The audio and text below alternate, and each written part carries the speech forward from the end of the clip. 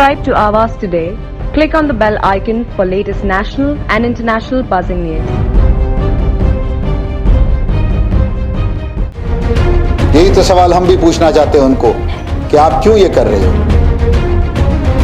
कि लोगों के लिए कौन सा वो न्याय करना चाहते हैं। न्यायालय में जहां भी जरूरत होगा हम हमारे सारे डॉक्यूमेंट्स प्रोड्यूस करेंगे। आपके लिए इस मीडिया में जाना जरूरी क्यों हुआ? आपके पास 10% भी बहुमत नहीं है। हम हमारी तरफ से सभी पेपर्स आने वाले टाइम में सबमिट करेंगे। 1500 करोड़ रुपया लोगों से, ग्राहकों से लाने के बाद किसी का घर बनेगा, कोई अपने घर से नहीं बनाएगा। Many RTI activists have come, they have tried, they have found out there is nothing wrong over here. Orion ग्रुपचा धडाकेबाज पलटवार. वाशी येथील प्रकल्पाची सीसी रद्द करण्याची मागणीच्या आरोपाची केली फेटाळणी. वाशी सेक्टर 9 मधील श्रद्धा आणि एकता सोसायटीच्या पुनर्विकास कार्यावर उठत असलेल्या प्रश्नावर ओरियन ग्रुपचे चेअरमॅन आणि मॅनेजिंग डायरेक्टर अशोक छाजरने मीडियासमोर एक उत्तर दिले आहेत. आरबीआय पदाधिकारी बाळासाहेब मिरजे यांनी ज्या सोसायटीच्या पुनर्विकास कार्याची सीसी रद्द करण्याची मागणी केली आहे यावर त्यांनी उत्तर देत आमची कागदपत्रे व्यवस्थित आहेत, त्यामुळे आम्हाला काळजी नाही. हम हमारी तरफ से सभी पेपर्स आने वाले टाइम में सबमिट करेंगे और जो भी काम आने वाले टाइम में करेंगे वो सारे कंप्लायंसेस के साथ करेंगे. There is no the main procedure, जो भी AGM, SGMs, everything is perfect, all documentation is perfect. Many RTI activists have come, they have tried, they have found out there is nothing wrong over here. उसके पास कुछ evidence अगर है तो जाइए ना court में. He should go to the court. अभी तक गया नहीं. त्यांनी सांगितले होते की ओरियन बिल्डरवरती गैरव्यवहाराने काम चालू असल्याचा आरोप लावला गेला होता. त्यांनी ओरियन बिल्डरद्वारे लावलेल्या नेम प्लेटवर प्रश्न उचलले होते. यावर अशोक छाजर यांनी सांगितले की त्या इमारतीचा रिडेव्हलपमेंटचं काम आम्हाला मिळालं आहे, मग आम्ही आमचं नेम प्लेट लावू शकतो. जर आम्ही आमची नेम प्लेट लावली नाही तर येणाऱ्या काळात आम्ही बिल्डरच्या स्पर्धेत इथपर्यंत कसे पोहोचू. Now he is targeting the advertising board. आप भी देखो from the process he started and now he has reached the advertising board. एक छोटा सा चीज दैट ही इज टारगेटिंग, बाकी और है नहीं उसके पास. तो क्या गलत है? 1500 करोड़ रुपया लोगों से, ग्राहकों से लाने के बाद किसी का घर बनेगा, कोई अपने घर से नहीं बनाएगा. तो 1500 करोड़ रुपए का काम अगर 4 प्रोजेक्ट बन के करना है तो एडवर्टाइजिंग करना कौन सी दुनिया का गलत काम है? हमारे रेरा रजिस्ट्रेशन होने के बाद में हमने एडवर्टाइजिंग की है और हम रेरा रेगुलेटर के हिसाब से आफ्टर रेरा रजिस्ट्रेशन के बाद में हमारे पास अधिकार है सीसी मिलने के बाद में कि उसको मार्केटिंग करे, उसको बेचे. तसेच मिर्जे यांनी आरोप लावले होते की काम सुरू करण्याआधी ओरियन बिल्डरने मॉडेल घर कसं तयार केलं. मिर्जे यावर ओरियन बिल्डरने उत्तर देत सांगितले की एकदा जर पालिकेकडून परवानगी भेटली तर मॉडेल घर बनवू शकतो. Advocate as per यूडीसीपीआर sir, sample flat बनाने के लिए किसी भी तरीके की परवानगी की जरूरत नहीं है. वो चीज़ बाद में पालिका के भी ध्यान में आ गई है, तो वो इशू अब सर खत्म हो गया. हाँ सर, वो हमने उनको एप्लीकेशन जब भी दिया तो उनकी तरफ से बाद में बताया गया कि इसके लिए परमिशन की जरूरत नहीं होती है, वो मिस्टेकनली हुआ. पण आज झालेल्या पत्रकार परिषदेत अशोक छाजर यांनी मिर्जे यांना धारेवर धरत ते कोपरखैरणे या ठिकाणी राहत असून त्यांचे वाशी या ठिकाणी का लक्ष देतात असा मुद्दा त्यांनी उपस्थित केलाय.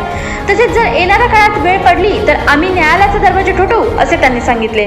न्यायालय में जहाँ भी ज़रूरत होगा हम हमारे सारे डॉक्यूमेंट्स प्रोड्यूस करेंगे और हमें पूरा विश्वास है और हमको पूरा ध्यान है कि हमारे यहाँ पे कोई भी अनियमितता नहीं है.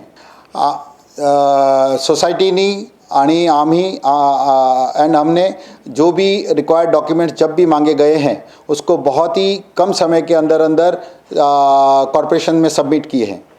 तो जो भी कंप्लायंसेस है वो हमारी कंपनी करती है और जो भी कंप्लायंसेस है वो सारी सोसाइटी करती है. यही तो सवाल हम भी पूछना चाहते हैं उनको कि आप क्यों ये कर रहे हो, क्यों इन लोगों के बीच में आ रहे हो जिन्होंने 30 साल तक इंतजार किया. आपके पास 10% भी बहुमत नहीं है या उससे भी कम. उन लोगों को लेके आए सामने. 4 या 5 जने किसी के भी दोस्त हो सकते हैं, क्योंकि सोसाइटियाँ छोटी नहीं हैं. सोसाइटियाँ 600, 800 घरों की है.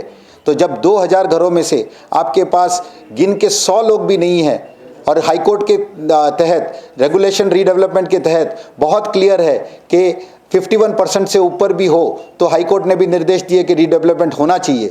और जब हमारे पास 90% कंसेंट है, 90 से भी ज़्यादा की कंसेंट है, तो फिर आप कुछ लोगों के लिए ये मुद्दा इतने पैमाने पर उछालने की जगह पे आपने ये स्पष्टीकरण मांगने के लिए कभी सोसाइटी के पास खुद क्यों नहीं आए?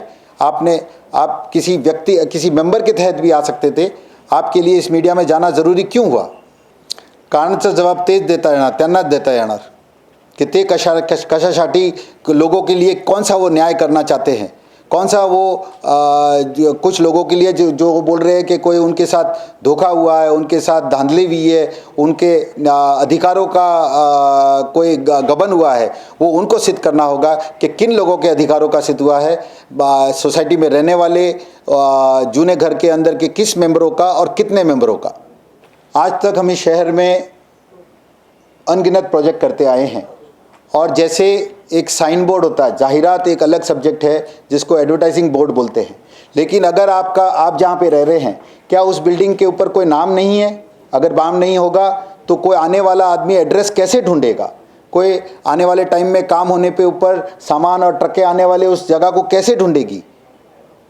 लोगों को आने के लिए उस जगह का कोई ना कोई उसका एड्रेस होना ज़रूरी है और हमने वही एड्रेसेस वगैरह लगाए हैं और आने वाले टाइम में जो नियमानुसार ज़रूरी है वो सारे कार्य करेंगे और वो सारी इन्फॉर्मेशन हम उस बोर्ड के ऊपर भी लगाएंगे.